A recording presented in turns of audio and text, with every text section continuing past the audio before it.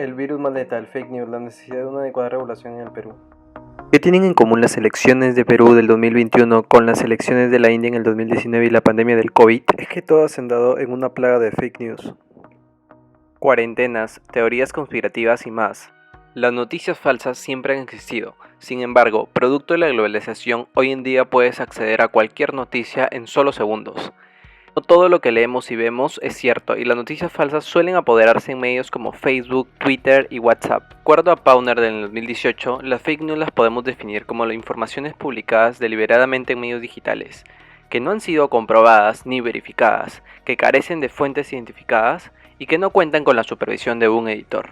Según Blázquez en el 2018, las fake news tienen una serie de características, como por ejemplo, buscan cautivar la atención, tienen un vocabulario exagerado, los titulares son cortos pero impacientes, tienen un texto escaso, carecen de fuentes y de autor con fecha de publicación. En este video determinaremos los riesgos que conlleva la difusión de noticias falsas sumado al COVID-19 y evaluaremos si la legislación nacional vigente es adecuada para combatir esta problemática. Tomando en cuenta lo anterior, ahora toca preguntarnos ¿qué ha hecho el Perú frente a la fake news? El mayor esfuerzo llegó en 2013, creando el delito de grave perturbación de la tranquilidad pública.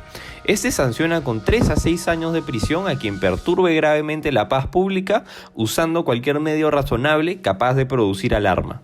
Ello ha traído más confusiones que precisiones.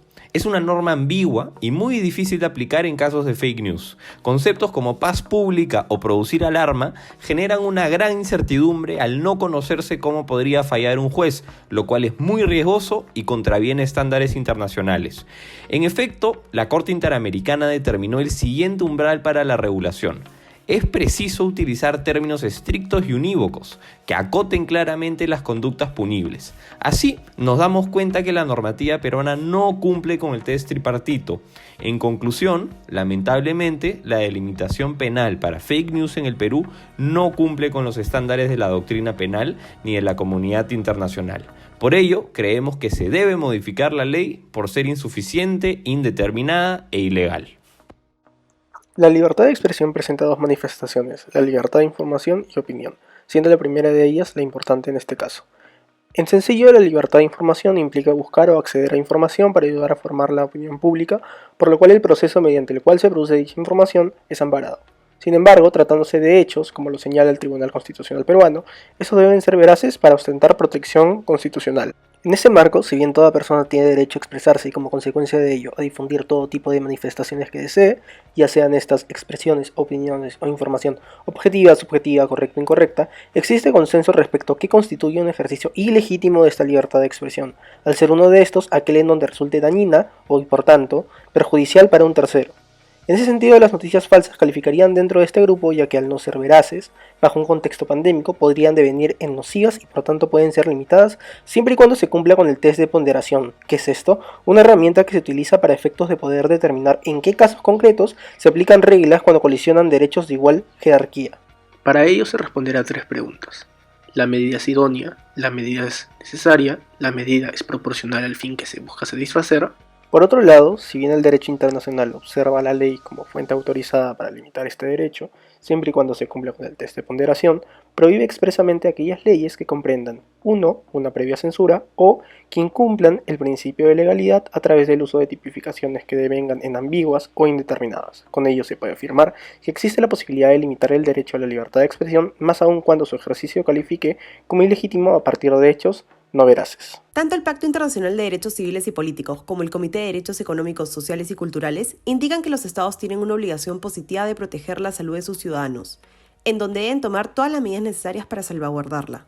Esta obligación de proteger se agudiza más en pandemia y debe darse a través de 2 vías, la promoción de información precisa y la supresión de información errónea, respetando el test tripartito. Sin embargo, para lograrlo es de suma importancia que no se vulneren derechos como la libertad de expresión, pues este resulta indispensable para luchar contra la difusión falsa de información y con ello garantizar una sociedad más transparente y democrática. Es necesario tomar en consideración que aquellas limitaciones a la libertad de expresión deben ocurrir en supuestos excepcionales y su limitación no debe ser ambigua. Es así que mediante la Declaración Conjunta sobre Libertad de Expresión y Noticias Falsas, Desinformación y Propaganda, se señaló que las previsiones generales de difusión de información basadas en conceptos imprecisos y ambiguos, incluidos fake news o información no objetiva, son incompatibles con estándares internacionales sobre restricciones a la libertad de expresión y deberían ser derogadas. Ahora vamos a hablar de la regulación en otros países. Primero tenemos a Reino Unido, que si bien no cuenta con una legislación específica, tiene políticas para combatir la información de eventos predecibles e imprevistos dentro de un plan determinado. Es así como en el 2018 se creó el Comité Rapid Response Unit del Cabinet Office. Este sirve para combatir la propagación de noticias falsas en tiempos de crisis. Luego tenemos en el 2020 el Plan FACT, que tiene 4 objetivos: monitorear las noticias y redes para identificar noticias falsas, valorar el nivel de riesgo y establecer medidas, crear contenido apropiado y, por último, asegurarse de que ese sea visible y accesible. Asimismo, tiene código de ético en empresas tecnológicas e implementa la cultura de detección de fake news. En España, en el 2018, se creó la propuesta de regulación para combatir campañas de desinformación con métodos especializados para determinar información veraz y con hechos objetivos. Así también en Colombia tenemos un proyecto de ley que busca aumentar la alfabetización digital de su población de acuerdo a criterios mínimos de veracidad, tales como el contexto, credibilidad de la fuente, construcción del contenido, corroboración y comparación. Por último, podemos concluir que la grave desinformación en tiempos de crisis puede llegar a generar obligaciones por parte del Estado.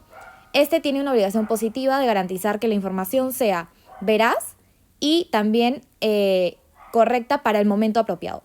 Asimismo, Perú debería incorporar los parámetros internacionales sobre regulaciones de libertad de expresión, como también mecanismos para determinar y eliminar información falsa, como políticas que aumenten la alfabetización digital en el país.